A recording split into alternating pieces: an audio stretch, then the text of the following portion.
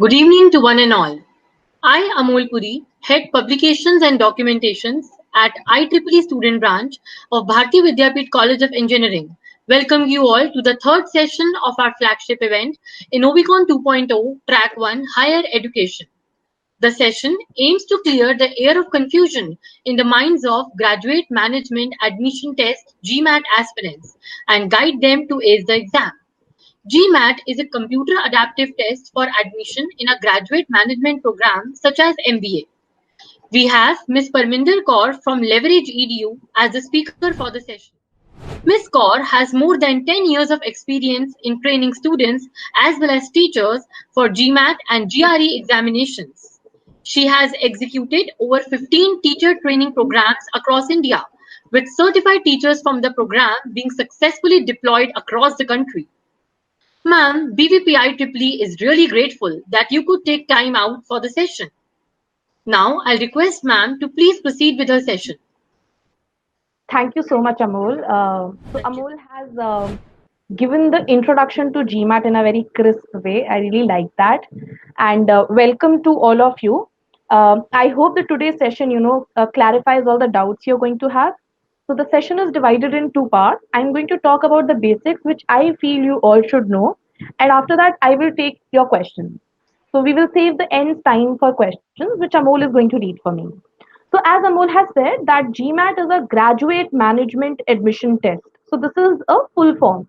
Okay, so nobody should confuse this A in the GMAT for aptitude because GMAT says, and in fact the university says, we are not going to test your aptitude through this test. We are going to test your test taking, skills.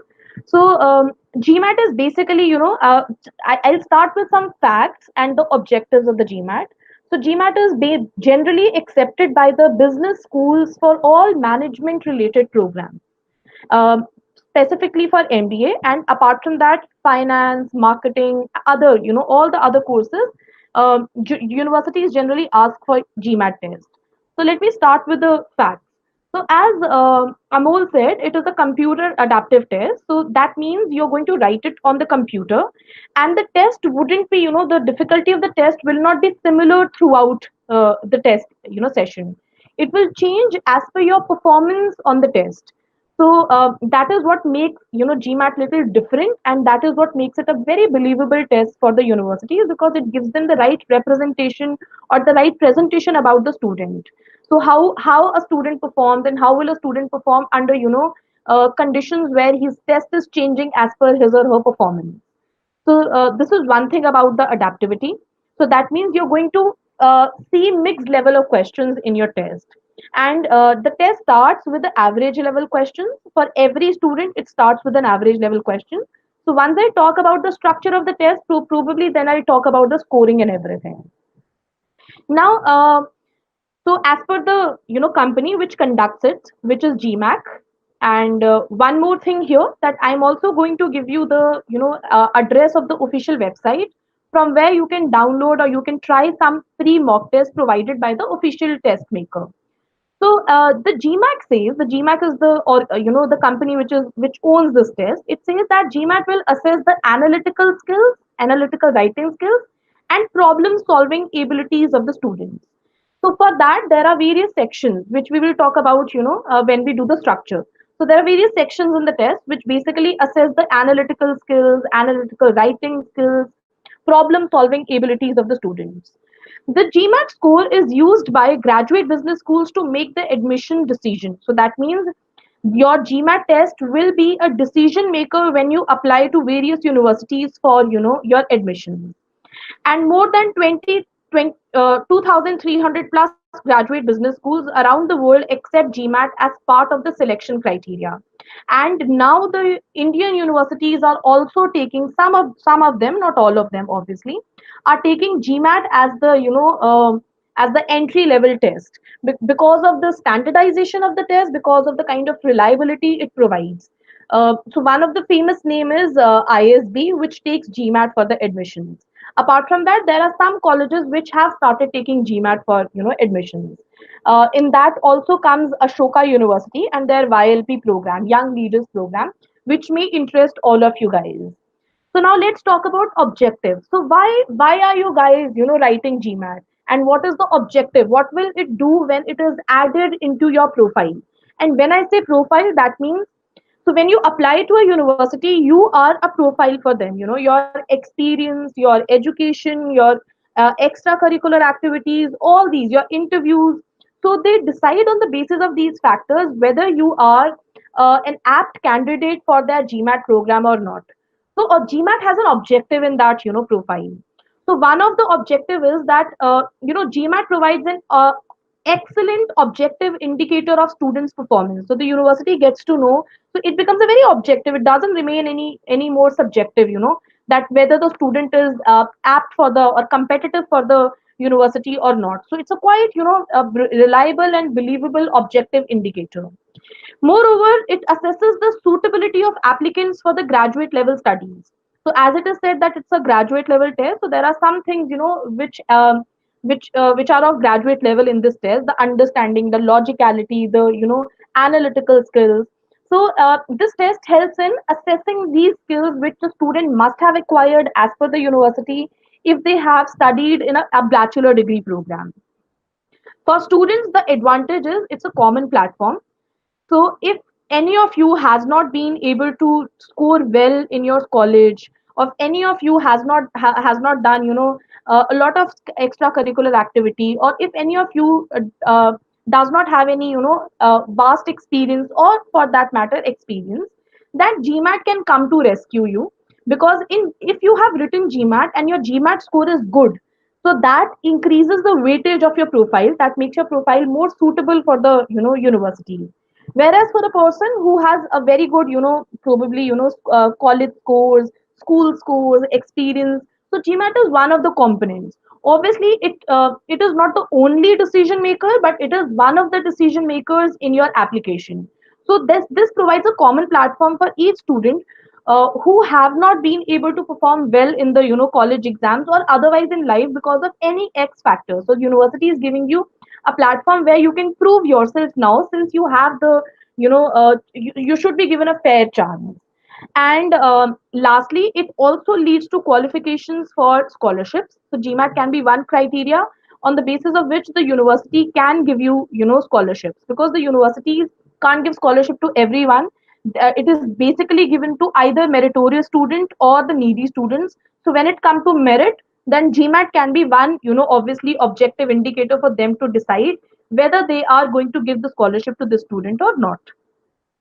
Now, since we know why GMAT is required, and what is the objective of the GMAT, and it has such a huge importance in your application, let us understand what is there in this test. What are you going to be tested on?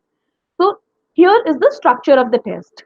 So you must have heard, that in GMAT the person got a 700 score, or when I write GMAT, I want a score which is definitely 700 plus. So that is the scoring of the GMAT. GMAT is out of 800, and there is no equal division like 400 for math and 400 for verbal. That's separated. The score is being converted from the score one gets in math and in the verbal section. So let's talk about structure first, then we'll come on scoring. So in your test, you have a analytical writing assessment section. In this section, you will have one topic on which you will have to write an essay, and you are given 30 minutes to execute that essay. And you get a score out of 6 here. So your score range is 0 to 6. Now, this score is not a component of the 800 score which you're going to get. This is a separate score.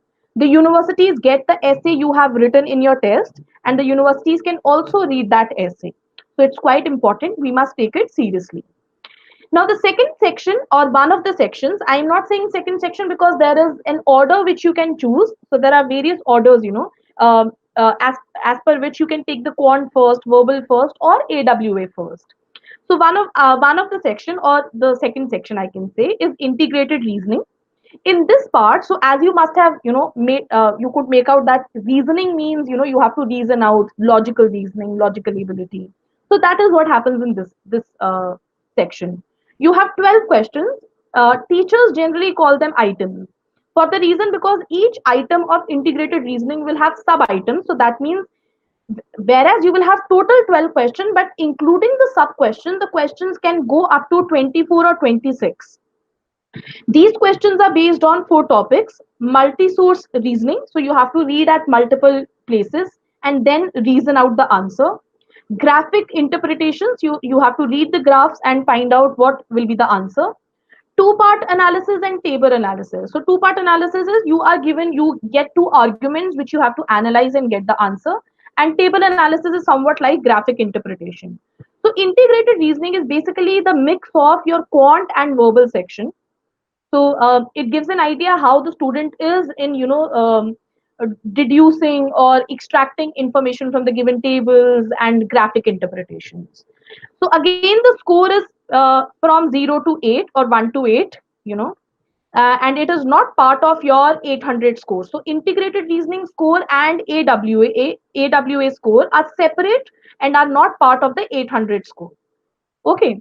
Now after that, the two sections which actually give you a score out of 800, which you must have heard, that people have the students have got a 700, somebody has got a 750, or somebody got a 650.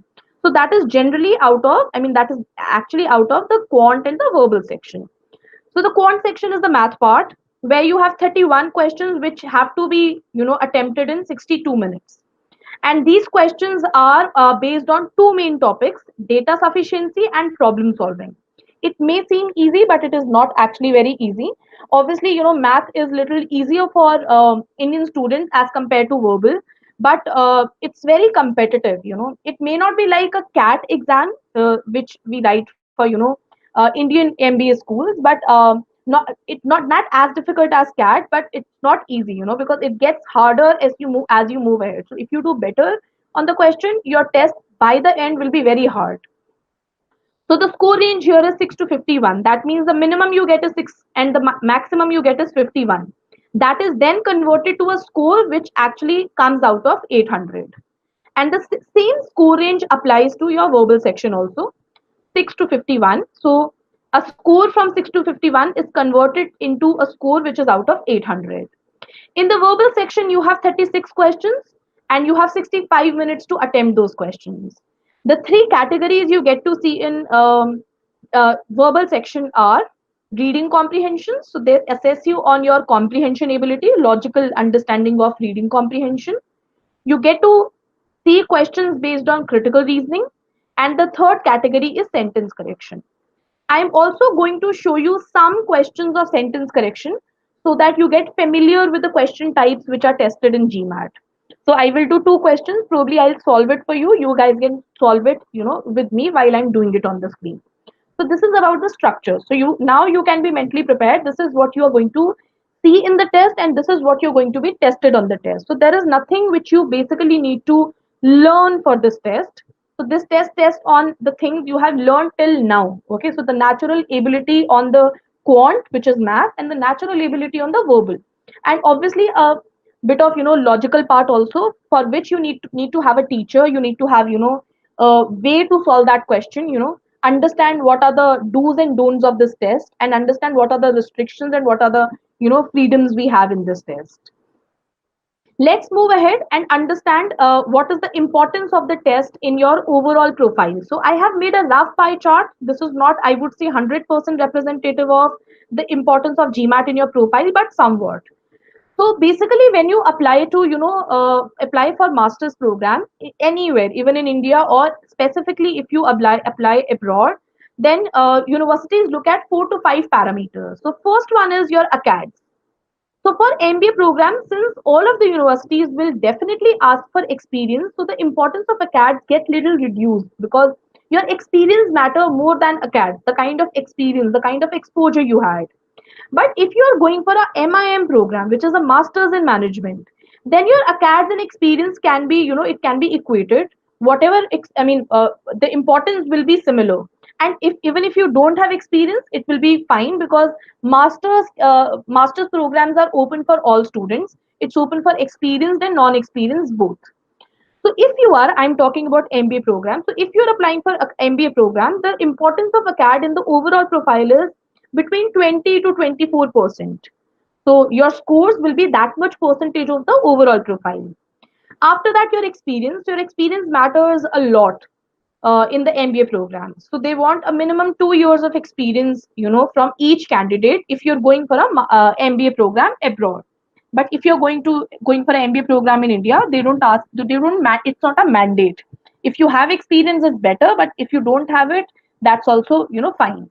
But in foreign universities, experience is a must, and therefore it holds a lot of importance. So the kind of experience you had, the kind of promotions you had, the kind of exposure you had, in your experience, that's really important for them. So therefore, experience matters a lot in your profile. Now, after that, to give you a common platform, GMAT also holds a lot importance, in your overall profile. So your GMAT score, if any of this is not strong, so then your GMAT score can come to save you. So otherwise, it is 20 to 25% part of your profile. But if any of ACADS or experience is not that strong, then and your GMAT comes out to be strong, then it can be one of the stronger part in your profile. And last is your letter of recommendations and essays. So essay is basically a statement of purpose which all the students have to write when you apply for a university abroad. So it is basically an interview kind of a thing to the university. So you are submitting why you should be taken for the course and why you are a better candidate than the other candidates. And letter of recommendations are basically by your professors or by your seniors at the workplace. So the recommendation letter basically is to the university from the seniors you have worked with, the professors you have studied under, who recommend that the student is good and should be taken. So that person has to write your, specific your characteristic, the good things about you. Generally, there are questions provided by the university for the letter of recommendation, 4 to 5 questions or 5 to 10 questions, and there is also a rating system. So if any of you has have gone through, has gone through some experience, you must have seen that in the office setup there is rating given to the employees on the basis of their work. So that rating is also asked when the letter of recommendations are basically asked.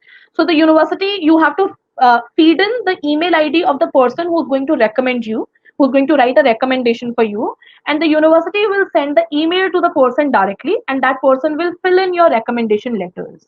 So this is about your profile, your test scores, and the importance of the test score in your in your profile. Now, since we have learned about the structure of the test and the importance of the score, let us also learn about the preparation. Okay. Now, before I go to that, this is just for your perusal. You can go through the ranges which are accepted. Now, this is not a hard and fast range. I mean, this doesn't mean that only with the 800 can go to Harvard, or person with 590 can also make it. So this is the probability. So a score range of this is accepted in these universities. So various universities, I've mentioned various universities. The source is Financial Times, and you can. I'm sorry. Yes. So you can see the various universities mentioned here, and the score range, they accept. So that means if the score range is this big, that means that other factors in your profiles also matter. So now, as I was saying, that we have gone through the structure of the test, and we have also gone through, the objectives and the importance. It's very important to understand how to prepare for this test. Okay. And the common question I get from my students is, when should I prepare and what should be the preparation time? Which I'm sure you guys would also have, because since this is an inter college, uh, uh, you know program. So I think all of you are in your third or fourth year or in the college. So you would be thinking that I will write it after college, or should I write it now? What is the validity of the scores? All these questions. So let me talk about the preparation time first. So to prepare these tests, you need 2 to 3 months, or maximum 4 to 5 months, not more than that. So this is not an IAS test where you have to learn a lot and then show that so much. This is a test which basically demands the general understanding of the math skills and the verbal skills, the English skills. So therefore, you just have to understand this test and write it within 4 or 5 months when you have started preparing. So if you are in college, if your course is for 3 years and if your course is for 4 years, it is generally recommended that you start your. I mean, if you are if your course is a 3 year course, then you start your preparation by the end of second year, and you give it the moment you enter the third year. And if you are in fourth year, the same thing applies. You start preparing by the end of third year, and then you write it when you are in your fourth year. Reason, because you start your applications an year ahead when you are applying to foreign universities. And even for ISBs also, the application portals open an year, before the, for example, if you're going for 2021, the applications will start this September or this August. So there will be various rounds, round 1, round 2, round 3, and it is generally recommended that you go for the first rounds, because then it increases the chances of acceptance in that university. So that you are not, burdened with the performance in the test, it is generally recommended that you start preparing this test a way ahead, but in at the time when you are not pressurized by the college exams and the other things, happening in the college. So if you start early, that benefits you. This test is valid for 5 years, and it is generally said that universities prefer as recent score as possible. So that means a 2 3 year old score is good enough. So if you are planning to work and then go for MBA program, then probably by the end of your fourth year you can start preparing your GMAT, and then write it when you're about to start your job, or before starting your job. So that way you will have your GMAT, then you can focus on your work, then you can focus on getting extra certification or some other uh, uh, social work, because that enhances your profile. And then by the time you will have 2 years experience, you will have almost everything that makes your profile very robust. Okay, and that gives you an edge over the other students. And most important is, don't procrastinate, because that's very common. Students tend to delay as much as they can, knowing that this will be required maybe 2 years later, this will be required a year later. But when you start it, it really bothers you a lot, and it hampers your other tests, for example the college test and the other things you're doing in life. So it is always recommended that you start on the time, and no procrastination should happen. So this is about preparation time. Now about preparation strategies. So one of the things which I would recommend to all of you is that you all should start writing. I mean, maybe you all should write at least one mock test. So I'm going to give you the name of the website where you can go and try a free mock test there. So you guys can write a free mock test and see where do you stand. So it the mock test tells you two things. The mock test tells you what is your score without preparation. And once you have that score which is without preparation, you know that my journey starts from here. For example, if you get a 500 out of 800, you know that your journey has started from 500. Now you probably need to travel a distance of, or need to get a score of 700 or 650, whatever, right? So you would understand how much hard work you need to put in to get to that score. Another thing is, mock test also familiarizes you with the type of questions you're going to get, the type of the difficulty level of the test, and the overall structure and the time management related to the test. So a mock test is very important. So if any of you is thinking to go for GMAT or GRE, you should definitely write a mock test. That will help you a lot in deciding what do you need ahead, whether you need preparation, whether you need help from the teacher, whether you need to go through, and what type of material you need to go through. That's another question. Okay, you can also practice question sets from the official resources. So there are official guides released by GMAC every year. So they release it by the name, the year name. For example, the official guide 2020, the official guide 2021. They also release books which are very particularly particular to the subjects. For example, verbal review 2021, math review 20, quant review 2021. So you can buy those resources also and try some question, but that should happen definitely after the mock test, because until unless you haven't seen the mock test, there is no use going and doing some questions. Okay, and if anybody feels that you haven't prepared and why should you write a mock test, the reason is because this is not something which demands maybe going through some books. For example, had it been a history test, I would have said that go through these three books and then write this test. But this is a very generic, test. It tests your math skills, something you have studied till 10th or 11th class, and then your, language skills. So, verbal reasoning. Okay. So that's again something you have been doing, because we all are studying in, we are all are studying English taught programs. So that is something we're familiar with this language. So there also you're testing your, logical reasoning. So therefore, writing a mock test is very important. Even if you are not prepared, it's fine. The purpose is not to see that how low score you can get. The purpose is to see what the test is and what do I do and how would I do if I do it without preparation. Okay. Now, once you have written a mock test and you can review your mistakes, you can see what type of mistakes you have made, and you can, if you understand that the type of the mistake, good. If you don't understand, that means you need a teacher for help. Then you should seek help. Okay, there is no, there should be no hesitation in seeking help from the professionals. The professionals know, how to tackle this test, how to, basically attack this test. So that's important that you basically contact a teacher at the right time. You can also find out your error pattern if you're doing it yourself. You will see that there will be a pattern in your mistakes, and that definitely happens once you have written a mock test. Then you are determined that you can do it yourself, and you are preparing from official resources. Okay, understand the question types. There are various question types, and though that that variety is limited, it's not abundant. Okay, so you need to understand what is the question type and what it is basically demanding.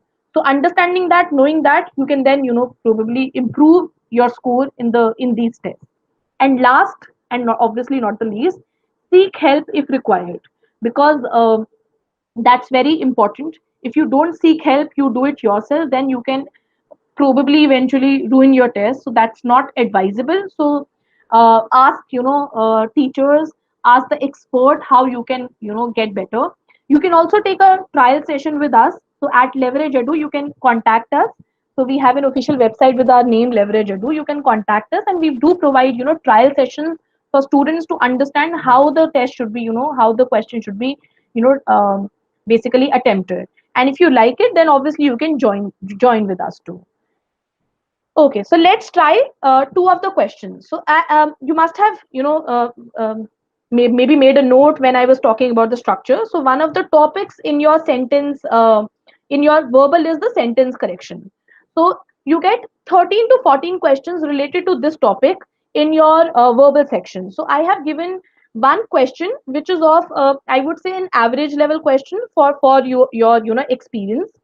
So in the sentence correction question, you have a sentence which is either partially or completely underlined. And then you have five answer choices which are giving you the probable correction in the underlined portion. So answer choice A is generally and always a replica of the underlined portion. So it's repeated in answer choice A. B, C, D, E are proposing you the changes, the grammatical and corrected meaning changes in them.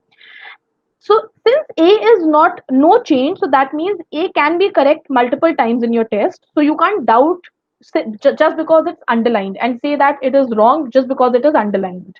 Okay, so you have to be careful. So let's go through this sentence. So it says, like the color discriminating apparatus of human eye, insects' eyes depend on recording and comparing light intensities in three regions of electromagnetic spectrum.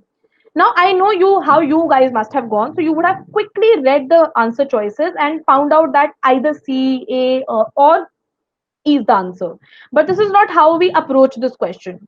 So we basically look at the question. Now, since I've read it and I know the topics which I generally do in the class, and my students also know the topic when they attempt, a question. So they know that since we have a like here, this question is testing us on the comparison rule of sentence correction.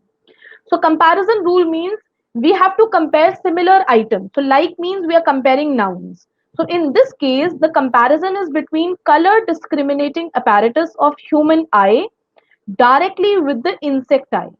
So in a way, the structure of human eye is being compared directly with the eye.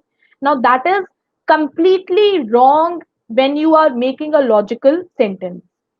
In comparison, apples have to go with apples and oranges with oranges. Similar items are compared. If you're comparing the structure of the human eye, you have to compare it with the structure of insect eye. If you're comparing the eye, you have to compare it with eye. If you're comparing the color of the eye, you have to compare it with the color of the eye. So on that basis, we can eliminate answer choice A because it's a bad comparison. Similarly, we can eliminate answer choice B. It is again giving us a very, very bad comparison. Now we are left with C, D, E. So what I am doing right now is called process of elimination.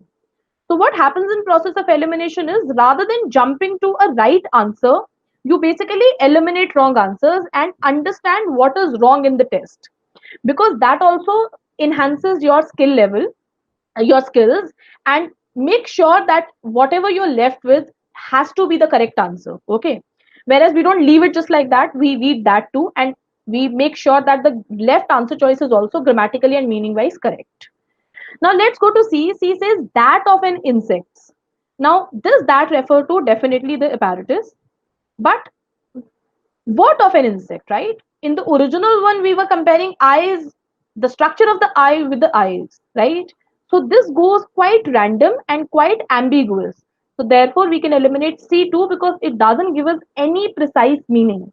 Our final answer should be very precise and to the point. It should give us the complete meaning with the sentence intended to deliver. Now D says that of an insect's eye depends on. Now it has given us eye, it has given us that, it has said insect's eye. So this sounds perfect. It looks, it's grammatically perfect and it's comparing the right item. So we can hold on to this. And the last one I think is also making the same error. It says that of an insect's. Now what I mean this, what is being compared? We know that refers to apparatus, but which part of the insect? Insect's leg, insect's eye, insect's stomach, we don't know. So therefore we can eliminate answer choice E2 and D becomes our answer. So this is the one way to approach this question. Let's approach now the second question in a slightly different way. Okay, so now I won't find out what is the error in the underlying portion and try to make out how should I see it. I will take the help of answer choices to decide what should be the answer. So now um, I would quickly read the sentence. So it says the themes that Rita explores in her poetry is universal, encompassing much of the human condition, while occasionally she deals with racial issues. Okay, fine. So I'll quickly make a vertical comparison. I look at the initial part and I see is universal, are universal, are. So this means either three or two of the answer choices will definitely be out. So you can make a vertical comparison and decide, which concept you're going to take for the elimination. You can also make a vertical comparison for the middle part, but I'm going to the last part. Now last part says she deals, it deals, and it says deals, dealing, and are dealing. So let me start with the first part. Now the first part says the themes. So we are talking about the themes that Rita Dove explores in her poetry. Now, this is what she's doing in the, which the where the themes are. So this is kind of a, elaboration for the themes. So since we are talking about themes, it should be are, not is. So we can eliminate answer choice A and answer choice B because it's creating a problem where the subject is not matching with the verb. We will always say the themes are, we will never say the themes is. Now let's go to the remaining answer choices. So I will read answer choice C, whereas I will be looking at answer choice D and making a horizontal comparison. So now in this case, I will be making a horizontal comparison, not a vertical comparison. Again, my purpose would be to see what is the error in the proposed answer choices. My purpose would not be see what would be correct. My purpose would be to see what is wrong. Understand that when they're making five answer choices, the other four are wrong. So they have very limited way to make wrong answer choices, but they have a lot of ways to make right answer choices. So once you learn what is wrong and the way it is being built wrong, you will gather a skill of elimination in other answer choice, other questions too. Okay, so are universal, they encompass much of the human condition. So I see a comma and I see this comma is trying to join two complete sentences. So that's quite a problem, right? Because a comma can't join two complete sentences. Now let me go ahead. It says deals, and I know my subject was plural, which was themes, right? So if it is themes, it can't be deals. It has to be deal. So I can eliminate answer choice C on two bases. This comma is an error. It's called a comma splice. Comma splice is when we are joining two sentences, two complete sentences with a comma. That's wrong. Two complete sentences need to be joined with either a semicolon or a full stop. And we can use obviously some conjunctions too. But I'm talking about just punctuation here. So we can eliminate C. Now I'm looking at D and E. And I see something similar in D, E, which happened in C. So again, this sentence is trying to join two complete sentences with a comma and it creates a comma splice. And we can eliminate D. We can eliminate answer choice E. Now, D says are universal, encompassing much of the human condition while dealing with racial issues. So it is giving us a modifier which basically explains how Rita Dove, the themes Rita are explored, how the themes are universal. So the themes encompassing much of the human condition and dealing with the racial issues are universal. So it's a perfect meaning and a perfect sentence, very precise. So therefore, D is our answer. So I have familiarized you with two sentence correction. I mean, one of the topics which is sentence correction, and that is what we can do in a session which is just for 1 hour. But if you have any problems and you want to try some more questions, then obviously you can contact us at Leverage Edu and take a trial session with us, and that will help you understand the other categories too. And probably we can talk about the structure and the other things in detail. Now, guys, this is the name of the official website for you. This website provides two free tests, so you have to register yourself. And once you register yourself, you can access two free tests on MBA.com. You can write one of the tests. In the first test, you can skip AWA and IR because you basically, first of all, you need a good score, in the out of 800. And moreover, since you don't know IR and for IR and AWA, you need probably the understanding of the quant and verbal first. So you can start writing or start preparing, IR and AWA after some time once you have understood the verbal and the math section. Okay, so that is it from my side. Now, Amol, I'm ready for questions. So if you have any questions from student, please pose those questions and we can move. Sure. Thank you, ma'am, for such a resourceful and a detailed session. I hope all of you found the session to be extremely informative and helpful. Now, we are open for the Q&A session. Ma'am, first we'll be addressing some queries that we have recorded prior to the session. Hmm. So, our first query from one of our attendees is, would it be better to pursue MBA from India or from abroad? Uh, I would say that's a very that depends. I can't say if you can get into a top university in India, well and good. But if you can't, then obviously you should widen your options. Now we are living in a world which is a global world. No, now India is not just India. Other countries are also, as it now, traveling is not very difficult thing. So you should keep your options open. Um, if you can get into a good university abroad which comes in the world ranking, I would say that you better go there rather than compromising and going to a university, because there's a lot of competition in India, you know so considering that, if you can get into a better university abroad, so that will be a better option. Thank Yes. you, ma'am. Our next query is MBA without work experience in abroad a good option? I would say if you go with the experience, that would be preferred. Always and always preferred. There are very few universities, that too in Europe, which offer, MBA program without experience. But then you have to see whether they provide, after study stay options or work options.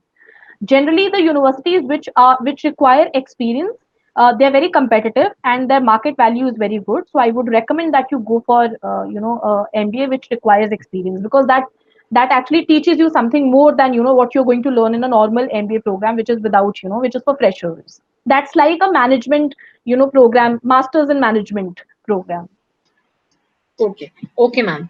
And ma'am, another query is from one of our attendees. It's only, can a person from a lower middle class family go for abroad study? I think you can. There are some scholarships. Some scholarships are provided by the universities, and apart from that, you can also raise money by, there are some local, I mean, scholarships you can avail within India also. So I don't know the name of many, organizations which provide, but a counselor from Leverage Edu can definitely help you, because their work is basically to do that. So you can contact them and ask them that how can you avail more and more scholarships, And scholarships are also dependent on the type of program you're going for. So if you're going for a program which is research based, or which is, which is not a professional like MBA, it's a professional degree, right? So scholarships are given to a program which is obviously research based and a non-professional, because for a professional course they're preparing, professionals. So in that program the scholarships are few. So you can avail two types of scholarships, one from the university directly, and other from, the local Indian government, non-government organizations which want to support the students. Okay. Okay, ma'am. Thank you so much. Now, ma'am, we'll move on to the queries that we have in the live chat box. Right. So, the first query is, are all questions in the GMAT exam scored? What is the question? Are all questions in the GMAT exam scored? Okay, all questions scored. Yes. So they see all the questions are scored. So the scoring is little, it's a little different. For example, if you get the second and third question wrong, so the fourth question you're going to get will be of the, would be of the same higher level, same level. So that means it is indirectly scored. You can say that. So to understand the scoring of the GMAT, you would need some time to get, a hang of that, or to understand that the how scoring happens, because there is a software which is assessing, and the software has a pool of questions which is multiplied by generally 3 or 5. So the way you perform on the, certain questions will decide the type of question you're going to get next, and that type of question will then, further decide the score you are going to get. So if you get all of them correct, then your next question will be harder, and that means your score will be higher. Okay. Okay, ma'am. Okay. Thank you so much, ma'am. Ma'am, That's our next. Okay. Ma'am, our next query is, how many hours do we need to invest during the day for GMAT preparation? So if you're starting on a right time, for example, your exam is 4 months after, the day you have started preparation, then you need maybe 2 to 3 hours or 1 to 2 hours. But if you have to write it within 1 month, then obviously you need more than, this time, more time than this. So it depends when you are starting. So if you're starting 3 months early, 4 months early, then you can go very, calmly. And as you come close to your exam, as you have prepared more, then you can start investing maybe 3 hours, 3.5 hours. So this test, unlike other, competitive exams, does not demand a lot of hours from you. You can excel it by doing disciplined practice rather than doing, abundant practice in just 2 days. Okay. Okay, ma'am. Ma'am, our next question is, which books should we refer for GMAT preparation? So as I said, the first source of reference should be the official guides, nothing, beyond that. But after that, you would need a plan from the teacher depending on what type of, score you have got. So if you are getting a score which is not going up and is very, consistently of the same level, then the teacher will recommend, the type of material, easy, medium, hard, or, solvable, trickier. So that it depends on your performance. But if you are asking generally which books you should refer to, then obviously uh, the official books provided by GMAC. Okay. Okay, ma'am. Ma'am, one of our attendees is asking that what is the difference between GMAT exam and GRE exam? So both of the exams are for, students who are applying for master's program. GMAT exam is primarily for business programs, MBAs and other business related programs, whereas GRE is written for all others. So if you're going for psychology, you're going for history, you're going for PhD, you're going for a research based program, all the other exams are covered by, basically they accept GRE. So that is the basic difference. Okay. And the organization which conducts GRE is ETS. So that's not GMAC. Okay. Okay, ma'am. Ma'am, next question is, minimum how many years of work experience should be required for profile enhancement? 2 years, 2 years of experience. And the more you have, the better it is. Okay. I mean, students with 5 years, 7 years, and 8 years of experience also apply. Okay, ma'am. Ma'am, we have another question. So that is, do all countries accept GMAT score for admission in business schools? I wouldn't say all, you said all countries. I would say, Yes. the question means all universities. Okay. I would say all the competitive universities ask for GMAT score, be it a American university, Canadian university, European university, and in fact the Australian universities also. They ask for GMAT score. It's a, as I said, it's a common platform. It's a advantage to the university as well as to the student. The student gets a chance to prove that that he can be one of the shining candidate for them. Yes, definitely. Definitely. Ma'am, next question is that one of our attendees is asking that can he prepare for GRE and GATE examination just in case to save options? Gate, GATE. Yes, GRE and GATE. I think GATE is very different. GATE demands the understanding of physics, all these things, but GRE is very general. GRE again has the verbal and the math section. It's a general test. It doesn't test you on the subjects. The subject you have, like subjects like physics, math, and all, physics, chemistry, and all these things. I'm not sure about GATE because I'm not a teacher for GATE, but I think GATE has the core subjects. You must have studied all those subjects in depth to clear GATE. And you can, if your question is that can you do both the things together, I think GATE demands more preparation time, and it's a quite demanding test, whereas GRE won't be that demanding. You can finish GRE in 3-4 months or 2-3 months, and you can do as I said, in these tests discipline practice or discipline discipline is more important than if abundant practice. So if you prepare for 2 days and you do a lot, you may not see an improvement by the third day, but within a week, if you do the practice every day for 1 hour or 2 hours, by seventh day you will definitely see the improvement. Okay, Okay. ma'am. Okay. Thank you, ma'am. Ma'am, next question is one of our attendees would like to know that will business schools have access to all the previous GMAT or GRE scores that the person has? For GMAT, if you cancel the score, it is not the university can't access it. Neither can you. You have to Okay. reinstate your score if you want it to be accessed by the university or by you. Whereas in GRE, if you cancel the score, I mean you have to cancel the score before looking it. So in okay, let me explain it a little, Yes. elaborate on this. In the GMAT part, once you write the test, the score comes, and after that you have the option to cancel it. Whereas in GRE, if you write the test, they first give you the option, do you want to cancel it if you feel it's gone bad? And if you say no, then you get the score. And the score you see, the universities can also see. So it's quite opposite. In GMAT, you can cancel it after seeing it, but in GRE, you have to cancel it before seeing it. So that means if in GRE, if you cancel it, nobody can see it. Neither you can see it. In GMAT, you can see it, but the university can't see it. But after that, it will not be accessible to you also because you have cancelled it. Okay. Okay, ma'am. Ma'am, one of our attendees would like to know your views on education abroad when countries are restricting entry, particularly United States. Till when do you see situation improving during the pandemic? So you want okay? If it is about pandemic, I thought you were asking me for political situation. What Trump is doing, I said that's quite difficult for me to answer. Okay, so for pandemic, I think some of my students have got admission. Obviously, these places are very strict. They for them, your health is more important than their studies. For some students, they have given two types of options that you can start taking online classes, and it's happening quite well, very, very well. Or you can defer your program. Okay, so the deferment is happening for May, September, and some of my students have started. I mean, one of my students is going to start his classes from 25th August. So he said, I will take the course till December here, and January I can go there. That is what they have told me. So I think the pandemic situation will definitely improve.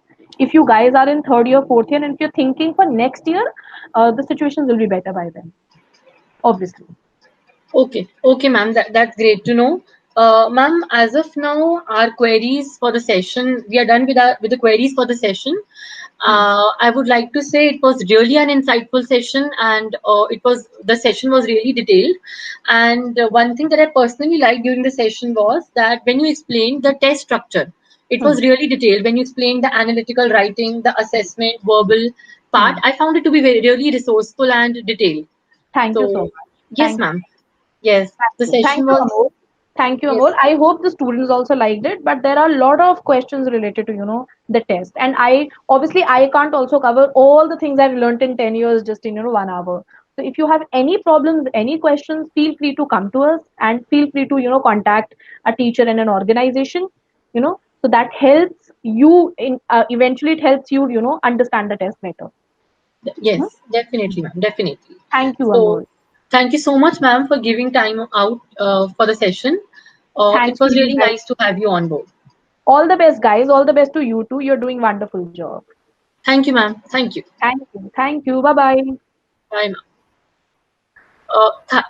Thank you for being such an amazing audience. Stay tuned in for tomorrow's session. Tomorrow we have a session on GMAT exam 2021 strategy, which is scheduled at 5 p.m. Stay tuned in for tomorrow's session as well.